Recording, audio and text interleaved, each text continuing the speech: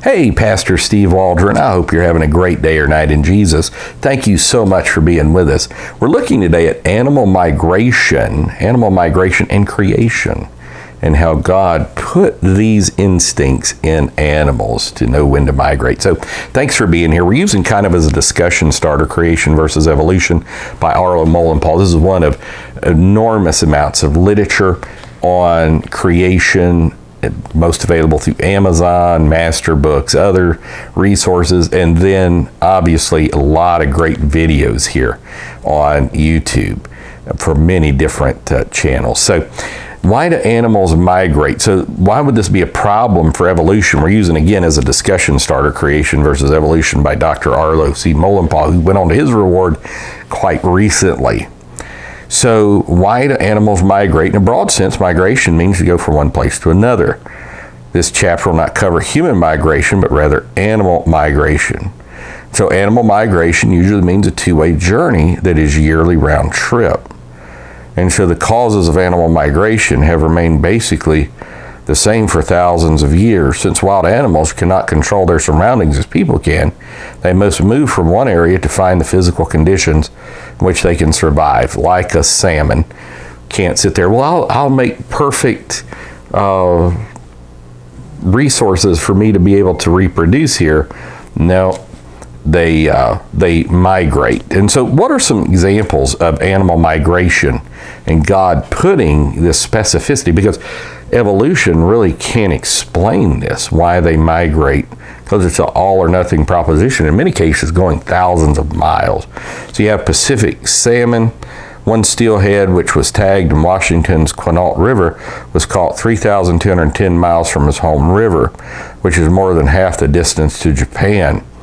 When it's time to migrate back home to spawn, the steelheads swim back to the exact place where they're born. And so, for example, those from the Salmon River in Idaho must go up the Columbia River, ignore the Deschutes River and many other tributaries, enter the Snake River, and turn left up the Salmon River. The salmon must escape fishermen, traverse the ladders at 8 large hydroelectric dams. I think that's fascinating. And fight their way up the raging torrents of the Salmon River until they reach the place of their birth. So even when man puts obstacles in their way, they fight through it. Then you have monarch butterflies, which are incredible, from central Mexico to the north central United States. And then birds, the San Juan Capistrano swallows and all of this. But you have Canadian geese. It happens, approximately the same time every year. You have a lot of duck and geese hunters, bird hunters that count on this. The Arctic tern has perhaps the most remarkable known migration pattern of any animal. Each year it migrates from nesting grounds in the Arctic south to the Antarctic and back. The round-trip journey is nearly 25,000 miles. Nesting occurs in the autumn in Arctic beaches or in the area of tundra. So how is the migration of birds a miracle of energy? Well, let's look at that. He brings out so many wonderful things. This is a great book. The golden plover migrates from Alaska to Hawaii for the winter. Since there's no islands en route and the bird cannot swim, it cannot stop for rest or food. It's estimated that the bird makes 250,000 consecutive wing beats in the 88 hours required to make the flight of approximately 2,800 miles. Think about that, 250,000 wing beats. Birds have to have extraordinary stamina to travel the distances they do. They know the wind patterns and all this. Perhaps no creatures on Earth are more athletic or as fit, not even Olympic athletes, which in a poll of Olympians, they said that Olympic basketball players were in the best shape, believe it or not. The black-pole warbler, which migrates from Nova Scotia to South America, loses half its weight in its 4-day, 2,400-mile flight.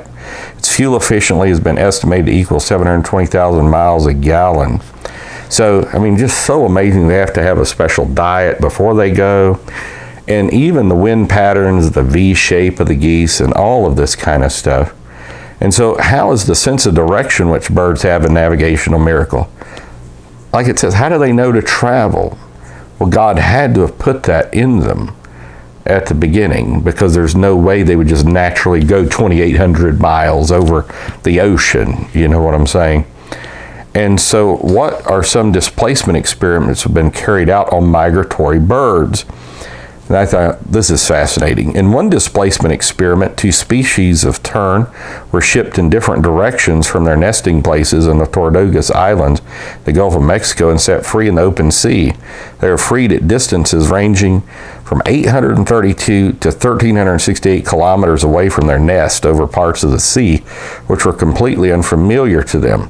Yet within a few days, most of the terns returned almost exactly to their eggs and young on the Tortugas Islands. I mean, it's just fascinating. Another displacement experiment, a manx shearwater was taken from its nest in Sholcombe Island in Wales and brought to Boston, Massachusetts. After a 5,000-kilometer non-stop transatlantic flight, which took 12 days, 12 hours, and 31 minutes, it arrived back at its nest. All evidence of creation, because again, if you think extremely deeply about these things, no mechanism for evolution to say we're going to go back there. In another experiment, scientists took 18 Laysan albatrosses from Midway Atoll in Pacific to Japan, Philippines, the Mariana, the Marshall Islands, the Hawaiian Islands, Washington State. After releasing them, 14 birds returned to Midway. The albatross from Washington traveled 3,200 miles, while the bird from the Philippines flew 4,120 miles. So they've done disorientation experiments on them. And then he concludes with this: how are migratory birds an evidence for creation? A bird's map sense is probably the most elusive, intriguing mystery in animal behavior. There's no apparent way to avoid the tendency to drift off course over windswept stretches of ocean. This drift must be continually compensated for, as in a feedback system of control technology. Otherwise, the bird would lose energy by flying a longer route. Scientists still don't know the nature of this instinct, which organ gives the bird this ability. Many ideas have been explained or suggested, such as the rising sun, star pattern, odors from pine trees, wind-generated low-frequency sound, and magnetic field of the Earth, which is another proof for young Earth.